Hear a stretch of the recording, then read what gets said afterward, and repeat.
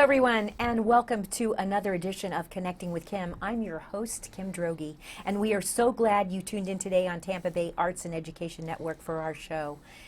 Our show is all about bringing you information about people, places, and things and entities in Tampa Bay, which will help you be informed, up to date, and living your best life in our little corner of paradise, and it is paradise.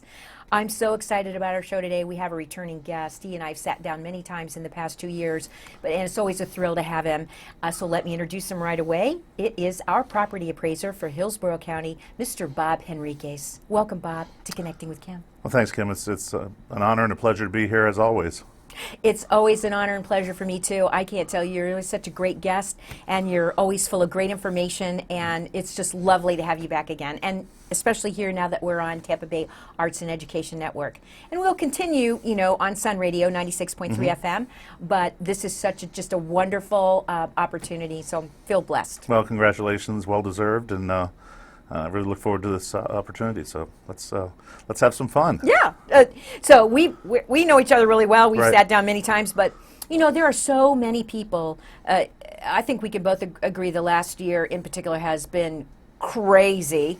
But there's 2 years, yeah. Yeah, but we have so many people moving into the Tampa Bay area and to Hillsborough County, and they may have never listened to one of our interviews before. And I always love to give my guests at the beginning of the show an opportunity to share their life journey thus far and how we arrived at this point when we're sitting down to talk. So, Bob, you take however long you want to take and share as much as you want to share, because you have a super interesting background, in my opinion. So, Well, I appreciate that, and that's why this is such a great opportunity to introduce myself to folks that may not know who I am or that are new to the area.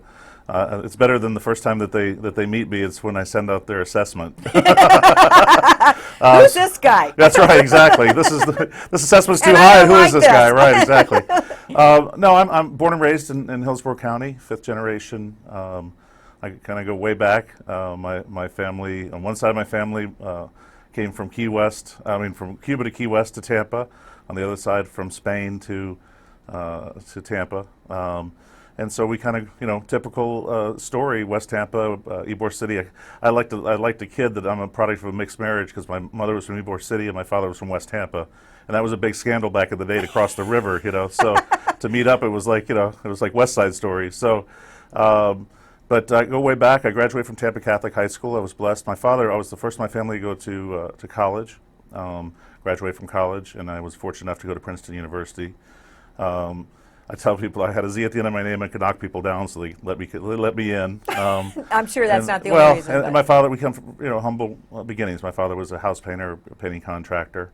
But that's the beauty of America, right? That's the beauty of our country. Absolutely, and taught me the value of a good hard day of work. And I can remember him saying that don't get too full of yourself.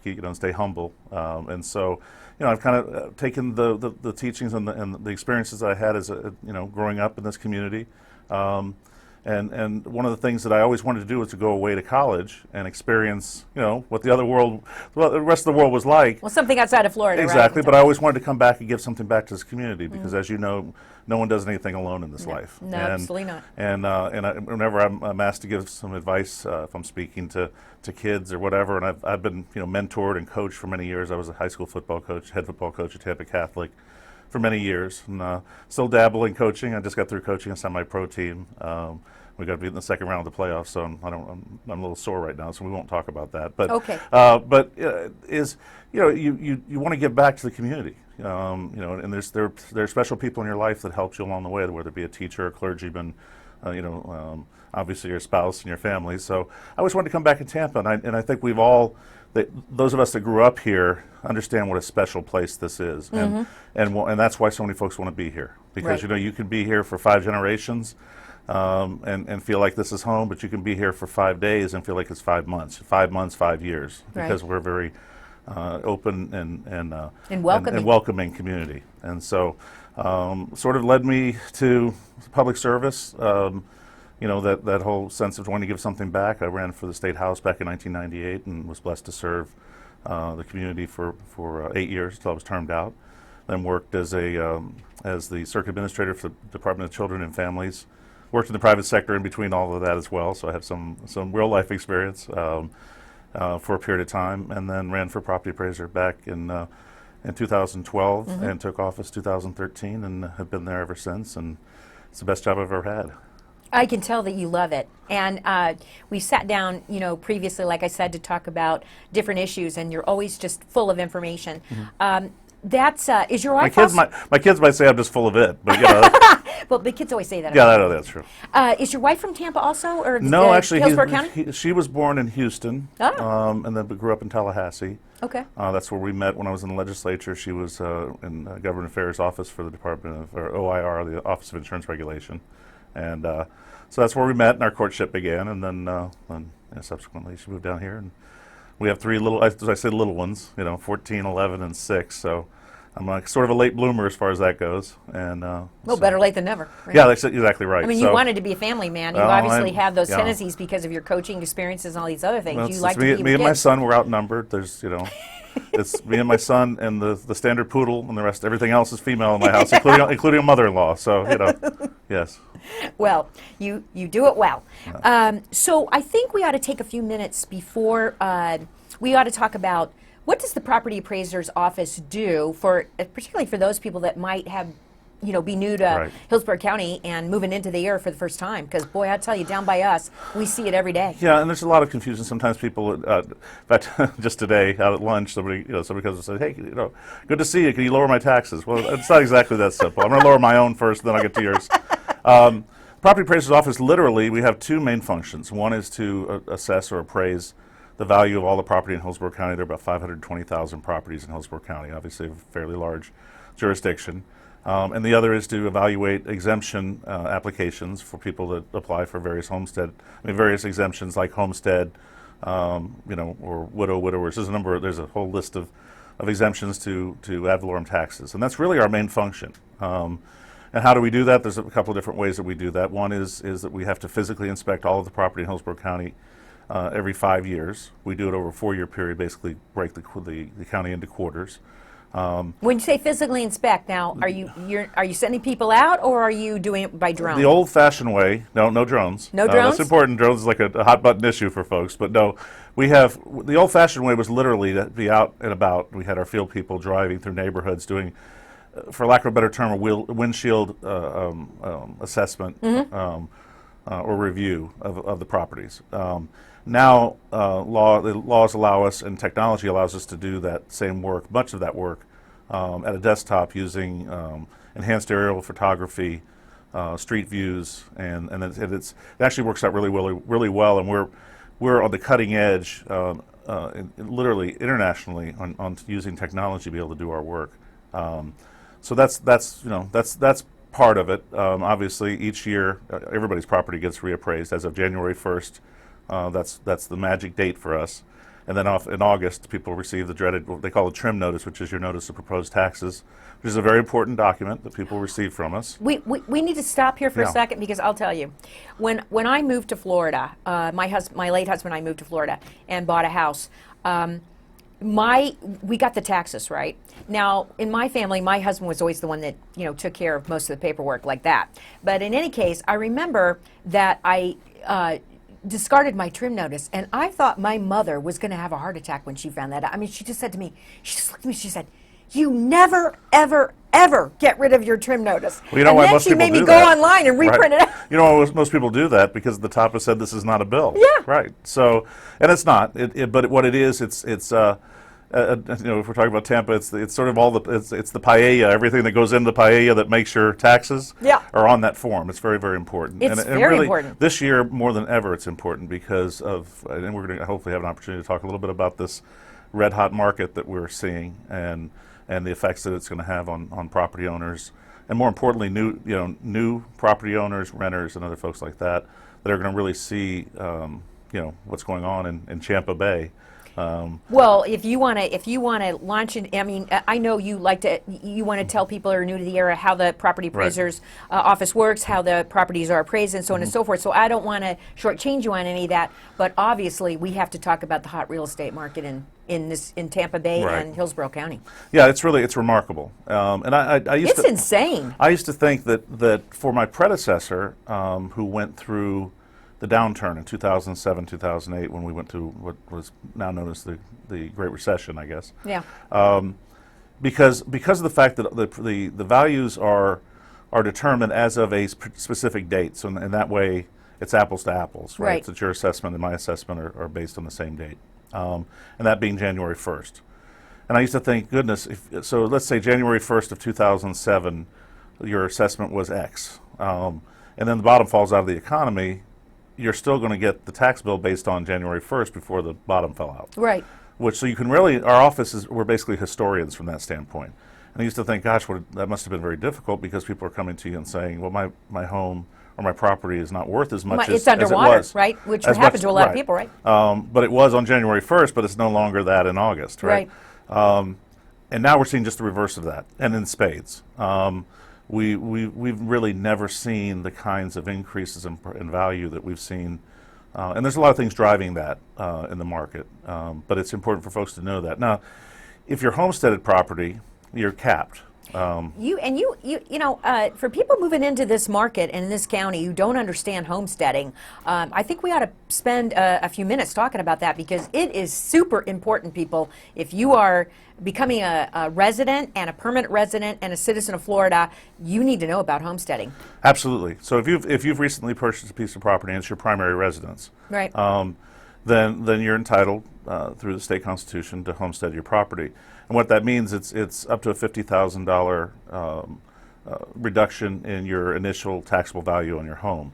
And then the property is capped so that the taxable value can't go up more than 3%, or inflation, whichever is less. Now we know this year inflation, for the first time in a long time, is going to be higher than 3%, or Yep. the last 2 years, I guess, now, or this year and next year. Hopefully sometime it'll come back down. But at any rate, you're going to see, once you're homesteaded, you're going to see some increase, but it's not going to be more than 3%.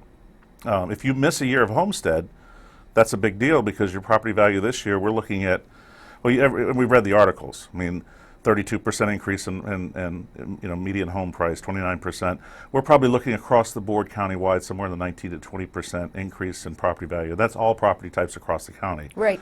That's a big deal. It's a huge deal. I moved here in the hot market of 2004, right? 2004, 2005, in that area, which everyone thought at the time was completely crazy because you literally could put up a house and it would be gone in less than 2 weeks. And I know when I was looking, my husband and I were looking, there was not a lot of inventory, so if you found something, you had to jump on it. And we thought it was crazy then, but I have to say, maybe I'm going to guesstimate about 5 properties on my street have turned over in the last year, and it is insane what people are paying. No, absolutely. And there's various things that are driving that. There's pent-up demand. There's lack of inventory. Frankly, and a lot of what's going on in the economy is a result of us having very cheap money since 2008. Right. And we've had A lot of people forget that. and artificially low to some extent to keep the economy going through one crisis or another. And we've got like 4 crises going And on we've at certainly once. had a Right. couple. And so and it just has been difficult to try for the Fed to raise the interest rates enough or to keep pace to kind of keep the economy cool. Well, we're kind of seeing that all come back to roost now. But there's still pent-up demand out there, and there's a lot of money there's a lot of cash money out there. And you've got the folks that you mentioned, a lot of folks have sold in another market. I just spoke with somebody yesterday. She just moved back. She's from here originally, but she had a place in Boca Raton where the market, she did very well on her sale, and she came here, and she's in a position where she can buy even at the inflated values that at least they seem to be inflated. But she's still better off here than she was in Boca. And the same thing if somebody's moving from New York or wherever where they're just tired want to get the heck out of the Northeast, and so they've moved down. Well, in a lot of cases, they come down with cash in hand. Well, they'll buy these properties or bid them up to whatever it may be. And so it's really, really a unique market that we're trying to deal with. Let's take a little break here. I want to reintroduce my guest today on Connecting with Kim. We're so happy that you joined us. I have in the chair today Mr. Bob Henriquez, who is the Property Appraiser for Hillsborough County. So, right, we are seeing a lot of cash transactions. we're seeing a lot of transactions where the house doesn't even last 24 hours on the market. We see people lined up to give a bid, and we see people paying thousands and thousands over asking price. Right. No, absolutely. But again, if it's a cash deal and they have the money, they're willing to do that. And the money's been cheap. Now, recently, we've seen that the Fed has raised the interest rate.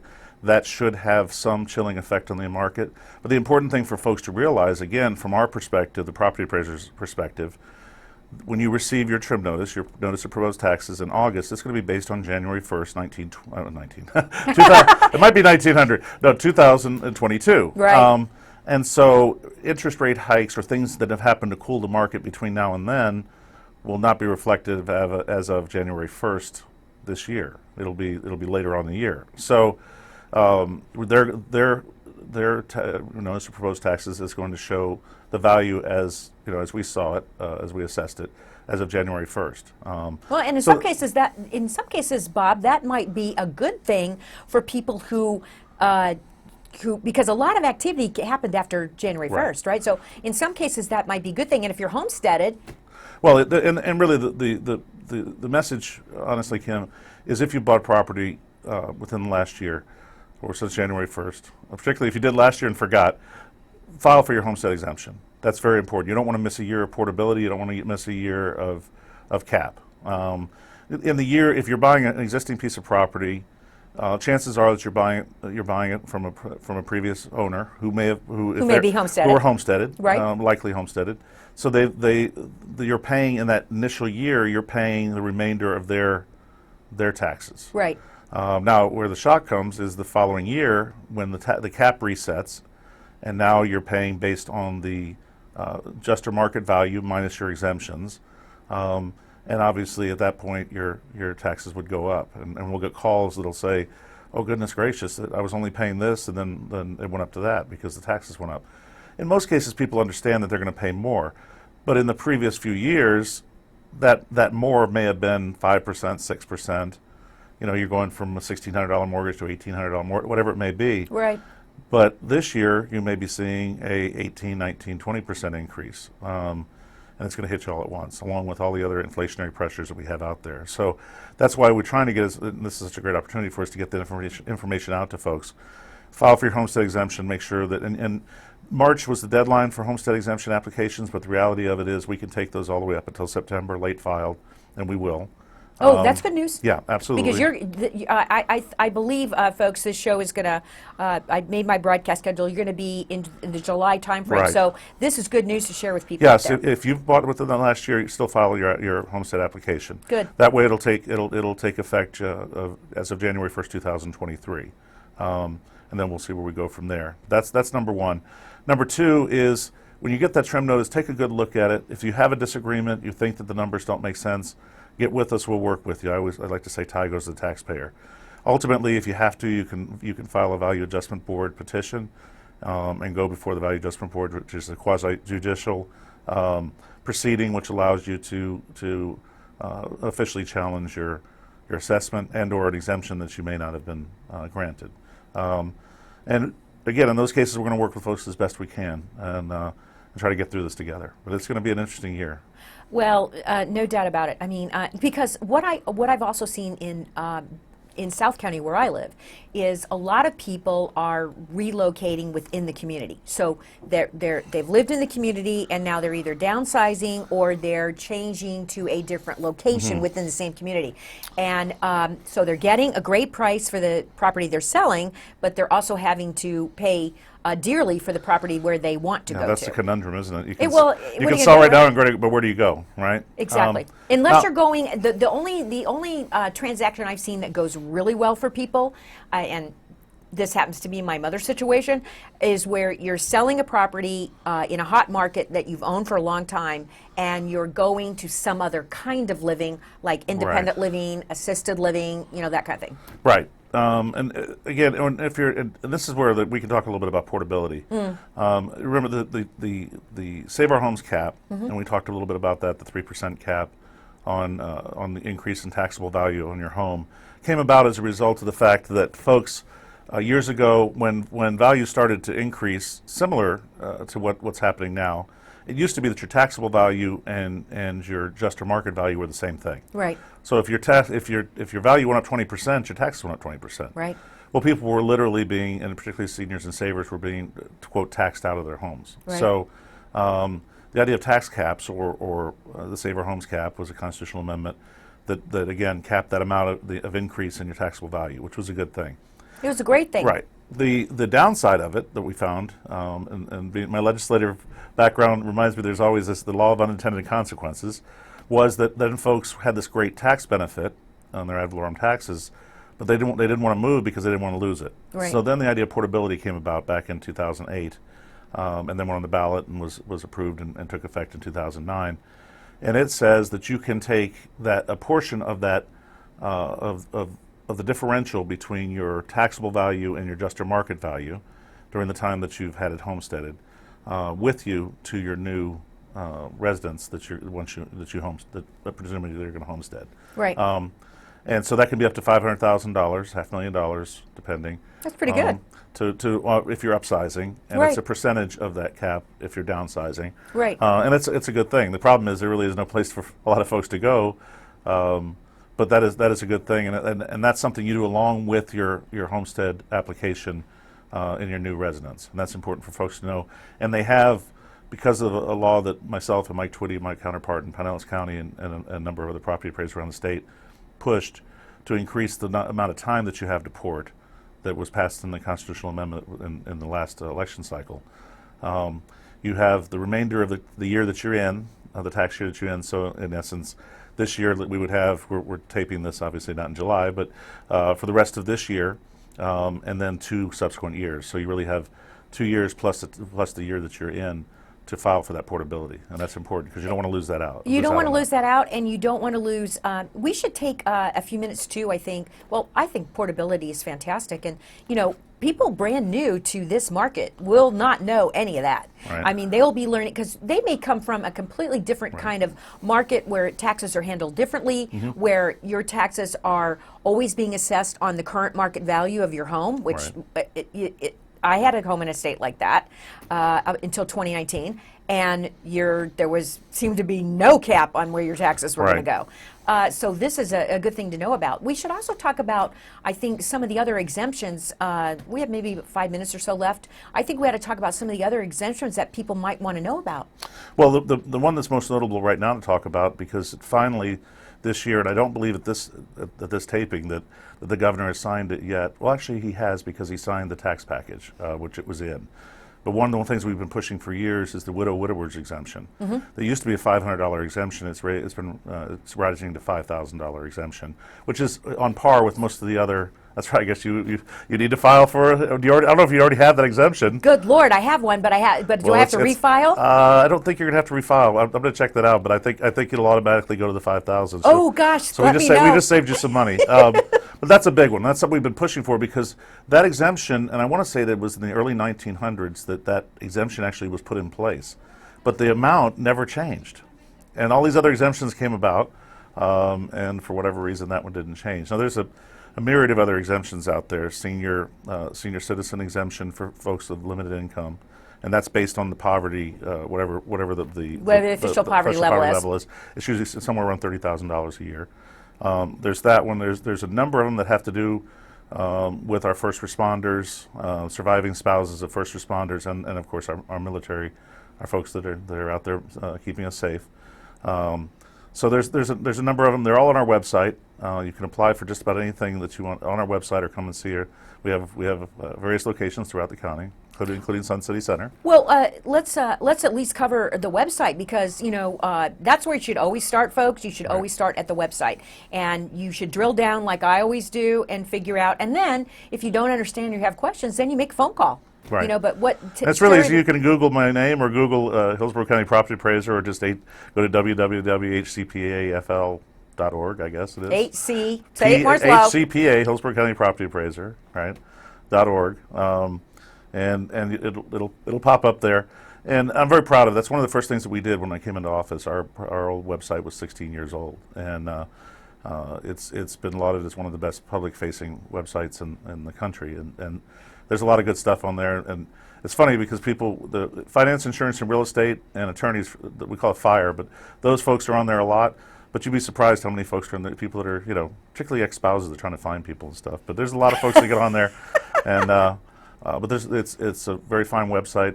And I want to tell you that one of the things we want to try to do is communicate with people the way they want to communicate, right? So there are some folks out there that don't ever want to talk to another human being the rest of their life. Exactly. God love them. And then there's people that still, like our folks down in Sun City, that they want to pick up that phone and talk to somebody. Or they want to come in and actually sit and talk to a human being. So, whatever we can do to help. And we're very, I've instituted a concept. It's really sort of a private sector concept of a customer service-centric office. So we're all customer service in our office, including myself. So, we're going to pick up the phone. We're going to come see you, whatever we can do to help, particularly in this year, because there's going to be a lot of, it's going to be like, I'm going to feel like Ricky, there's a lot of explaining to do this year. A lot of explaining and a lot of sticker shock going That's on. right. So, unfortunately, we have so much fun. I could sit and talk to you all day, but we're out of time. Is there one last thing you want to share before I got to sign off? Because they're going to start waving their hands and stuff at me. No, just again, this year, keep an eye out in August for that for your trim notice. For the trim notice. And don't throw it away. Right, if this is airing in July, so it'll be coming any day now. And if you've bought a home within this last year, make sure that you have your homestead exemption. Check that trim notice and make sure that we have all of the exemptions you may have applied for.